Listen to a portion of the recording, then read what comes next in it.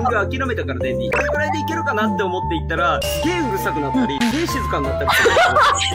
不思議。なんかあるの？お前の不思議だよ。わかんない。一斉にしてよ、お前ら。お茶目なんだからみんなって。可愛いとこ出ちゃった。今日デンディいる？デンディ、みんなとほぼ初めてって言っても過言ではないんだよ。そうですよね。デンディはみんなのあれをあんまり知らないから、だからね、みんなの人となりも知っていきたいなと思って。やだ。やだで、急にやだ。恥ずかしいなと思って。緊張しちゃう。初めの打ち合わせの時から一番元気だったのお前だよ。会えたのが嬉しすぎて、あ、デンディさんだみたいな。そう言っちゃったら温度差がすごくてびっくりしましたね。ごめん、デンディも嬉しかったよ。ダウト。ダウトって言うんじゃない。